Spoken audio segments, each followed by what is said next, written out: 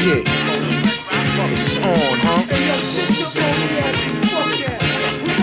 MUGGS live from Los Angeles. It's the Tinkiet, you know what I'm saying? Straight from LA to France. Salutes, baby. One time, Soul Assassin, Cypress Kill, DJ MUGGS, the 5 Element Tour, Mixmaster Mike, Rozelle, JS1 in the motherfucking house, Copal Entertainment, tell a friend, motherfucker.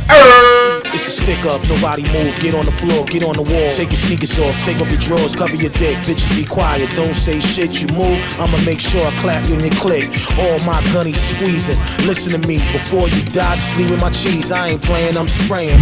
I mean, not just artists, things that inspire me, people, you know, books, words, my child, my mother, movies, things I see, like I was in a train today, you know, I seen some castles and old shit, the whole thing, everything inspires me. I feel a lot. I'm an artist, I'm sensitive to everything. To seeing, to hearing, to feeling, you know what I mean? All my senses are very aware, so everything inspires me. You know, I'm open to everything and I let things in to inspire me, you know what I mean? So it isn't, I don't hear hip hop and that's the only thing that makes me want to do something, because hip hop really don't inspire me no more. If I was a kid growing up right now, I don't think I'd be inspired and want to be in the rap game. You know, it's such a whole different world than it was when I was young, and I don't really love the culture like I did when I was a kid. I don't think it's about being an individual, and I don't think it's about being different. Now, they used to have a word called biter, which means you couldn't sound like nobody, look like nobody, use nobody's style. I don't have that shit no more. Now if I say, your shit's whack, they call you a hater. I'm not a hater, it just sucks, homie, for real. You know, but you can't do that no more. So it's everything that hip hop was despised. It was urban punk rock. Everything it despised being a formulated form of pop music, it has become. You know what I mean? So what do you say to that? I say cheers, you know, let it keep doing its thing, but I'm gonna keep doing my thing and find my own path as an artist and keep doing my thing the way I do it.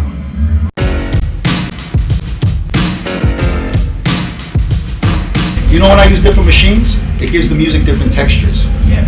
So if I want a different texture, it's like kind of like using different paint. You know, use oil paint. It gives a canvas a different texture. So if I use an SP1200, if I use an ASR10, if I use an MPC, it just gives the music different textures and different sound. So I can go back to do the same shit if I want over and over.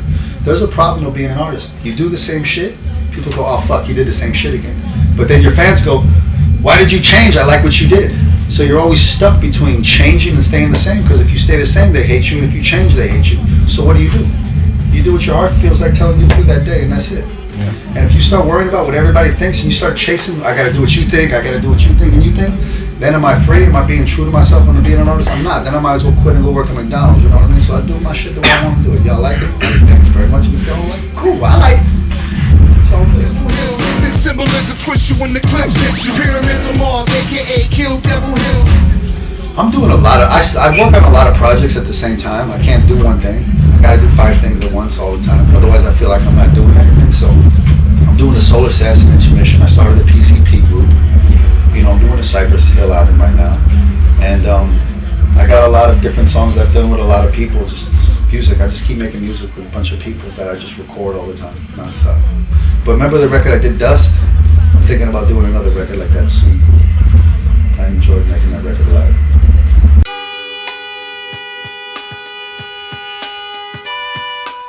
Yeah, the albums, usually I steer the ship for every album. I kind of guide every album and I make all the decisions. This album I'm sitting back and B-Real's taking over. Yeah. I gave them about 10 beats and they recorded about 7 songs. I'm gonna give them 10 more beats when I get home and record some more. Yeah. Pete Rock, we did a song with Pete Rock. We did a song with Premier. We did a song with Tom Morello from Rage Against the Machine. We did a song with Linkin Park. And we did a song with Busta Rhymes, Ice Cube. A lot of different things, just trying different things, experiment. There's no rush for Cypress Hill. Cypress Hill at this point has transcended hip hop. They're bigger than just a hip hop group. Mm-hmm. They're like an international band. They're more like an Aerosmith, Rolling Stones. You know what I mean? Yeah. So they do what they want, how they want. They're their own business. So they're just always one song away from selling 2-3 million records. So there's no rush. But I think we've recorded about 29 songs. Probably be out next summer. When the shit goes down, you better be ready. Oh, you know, I don't tour on Cypress. I'm not touring with Cypress. I'm probably not going to tour with them next year. We're good friends. Everything's good. We love each other. Yeah. We hang out. We work together. But as far as touring and being creative, we have different things we want to do in our lives as far as artists. Yeah. And we're just pursuing our paths. And everybody's, just doing different things. But it's all good. If you don't see me on the road with Cypress, we're still brothers. We love each other. You know what I mean? I just got other things I want to do as an artist, and they got things they want to do. So it's all good. We sit down, we talk, we laugh, we have a drink, and we keep working and taking care of our families. It's pretty much that simple. Always friends and family. Do you all this time? Family's the main thing. You know how you argue with your brothers or your mother and you're mad at them for a few days, and that we go through that. We've been friends for 21 years, you know what I mean? So we're gonna go through our things, but we always come out of them every time. So, you know, we're good friends. We all love each other, so it is what it is.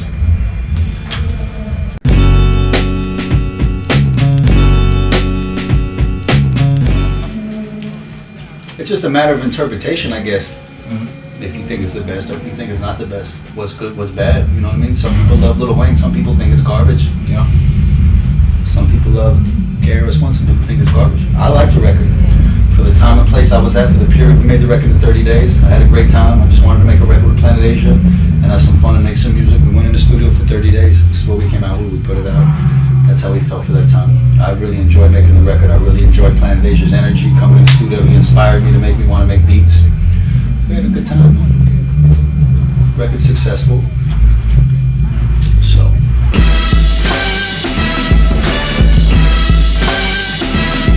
I have no idea at this point. Right now I'm putting out a record probably in February, March or April. It's a Soul Assassin record. It's called The Intermission. It's the lead up to Soul Assassins 3, which will come out like next December. And it's about 15 songs in there. And a lot of different eclectic shit stuff we've been recording for the last 3 years. So we're going into this. You can be on the lookout for that. It's called The Intermission, Soul Assassins.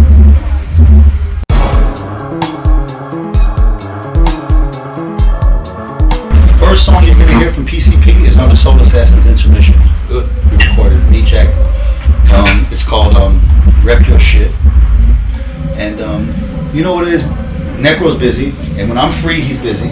Or when he's free, Jack's busy. So everybody's busy with their lives, with their families, with their kids, with their careers, you know what I mean? So when we get time to actually sit down and get in the same room, we'll record some music. We're gonna do it, it's just, I don't know. So for the moment you have just one song?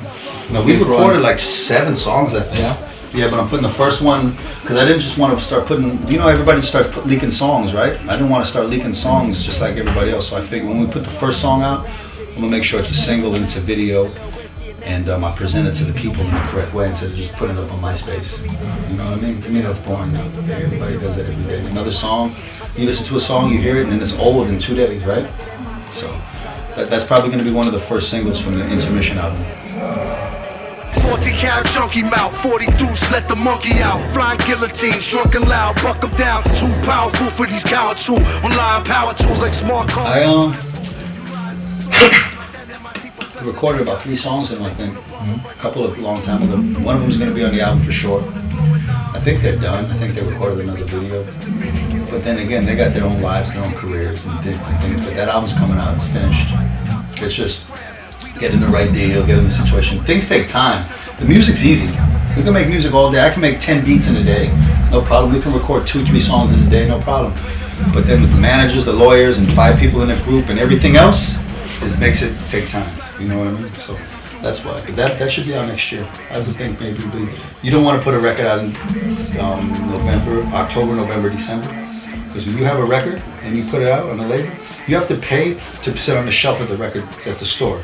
Like usually $1.25 in America. And Christmas and the holidays, $2.50. So you pay $2.50 to put your record just in the store. So when it comes back to after January, only $1.25 maybe. So people wait till the first quarter. It's too expensive. You guys know about that, right? It's called price and positioning. You know when you go to the store and you see the record in the front? Yeah. You pay extra for that. As in the supermarket. You know, but you know when you go to you see the record in the CDs, but one has a big sign and the other one's you pay extra for that. Just for your record in the shelf, you pay extra for that. A lot of people don't understand that. You pay for every fucking thing. For your record to sit in the warehouse, you pay a penny a record every day. For every time it just sits in the warehouse. Well, it's called price. You gotta pay for the price position. What it does is it creates product awareness to the public.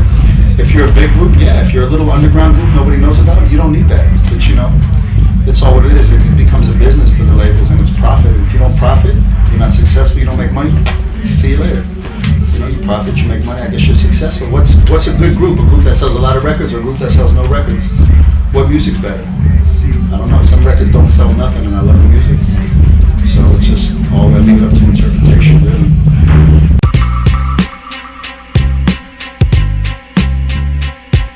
met Alchemist when he was like 11 or 12, and when I seen him, He was a rapper. he was a rapper in the Hooligans. He didn't make beats yet, but he reminded me of me. He was like, he was a young child. He was inspired. He was hungry. He was nice. And I didn't have nobody bring me up in the game. I just had to figure it out for myself. We had to get our own deal. We didn't have nobody to help. We didn't get down with a camp. So when I seen Al, I was like, damn, you got something special about you. Let me help you. And just help you get through all this bullshit that you're gonna have to deal with in the next 10 years. And I'm just gonna cut 10 years off this bullshit, boom, boom, and introduce you to people. But his talent made him who he is. I just kind of said, go this way and watch out for these people and go around this corner. And he did, and you know what I mean? And he's family. And you know, my whole Soul Assassin team, the thing is with us is we got tired of helping people, and people would go and not remember us for the help they did, and they'd go get rich and do their thing. They would never come back and give back to the family. So with us, it's how if I'm having a good year, you know, I help Al, I help Esteban, I help Cartoon, I help Khalil. And then the next year, you know, we all help each other. We all give each other work, we all inspire each other, we all keep each other moving, you know what I mean? And Al's very inspiring. He's super, super talented too, man. He's still on the Soul Assassin crew. We're family. Family forever. You gonna work? I don't keep nobody under me, you know what I mean?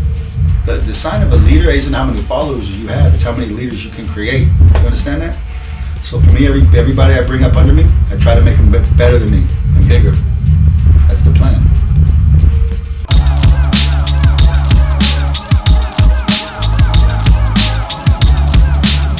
I did Angelus Records just to put out those records. Just to put the Jizzy record out and Self-Scientific record. I'm not gonna do Angelus Records. And do you know? You know what happens? I don't got time to put the records out, and I'm on the phone all day. I'm on the phone. I have no time to make music. I'm just on the phone all day calling record stores, dealing with publicists, dealing with the distribution, dealing with the label, and it's just too much shit. I just want to make music and DJ and enjoy myself and have fun and go to the beach, you know what I mean? Like, sleep and eat food and chill. I don't want to be on the fucking phone all day calling record stores. You know what I mean? Yeah. And when you have an independent label, it takes a lot of years to build your infrastructure. And it takes a lot of years to build it up right. So labels like Stone Throw or Rhyme Sayers, you know, they took 10, 15 years to build it to where it is now. And they have infrastructure and they have teams of people. And when you start an independent label, it's a good idea, it's fun, but business right now, period, is all fucked up for everybody. Groups that were selling 100,000 records at one point are selling about, 12,000 now. Groups that were selling 12,000 are selling about 1,500 records. So, guys used to be able to go out and work hard and tour. They would sell their records, they'd be able to, buy a nice little house, have a car, and work hard for their money. It's gone, man. Fucked up right now. Music's art to me. If I didn't make money off music, I'd still do it. It's like painting pictures to me. You know what I mean? I won't paint the same pictures twice over and over. That's why I experiment. That's why I did out with Tricky. That's why I did a record Dust. That's why I did a record with Jizza and Cypress and, It's just because I just need different things to challenge me as an artist and make me want to keep doing this. So whatever I feel like doing, I go do. I don't think about sales enough. I can give a fuck. I make money. So I make art for the way I feel that day. And whatever I feel like painting that day, whatever I feel like doing, I do my art the way I want to do it. And y'all look at it and go, I like it, I don't like it. But I don't care, I just do what I want to do. And that's the freedom I have just as being as a human being. It's very rare that people even have that freedom to express themselves the way they want. You know what I mean? So to have that, I'm blessed.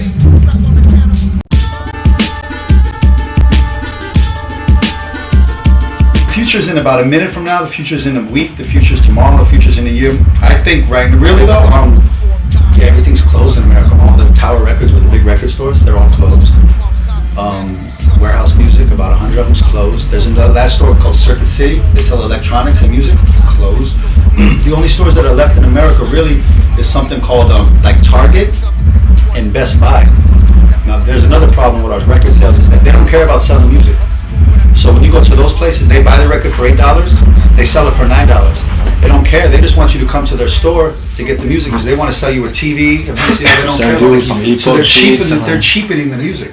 So if my mom and pop had a record store, they can't sell a record for $14. They can't afford to stay in business, so record stores are closing. And I think everything is going on in that, but then you get the problem with kids that are growing up who don't have they're not growing up going to record stores, and they don't have that thing of enjoying themselves in the record store and hanging out and shopping and reading magazines. That they just download music and they all think music's for free, and they're not supposed to pay for it because that's how they grew up. They don't know no better. They don't have the experience of really searching for music in the store. So it's an interesting place. I think it's the wild, wild west right now. There's no laws, but I think they're going to make laws in effect because there's billions of dollars being lost, every month. So, I mean, they're going to fix it. When, where, why, and how, I don't know, but it will be fixed in the next, eventually.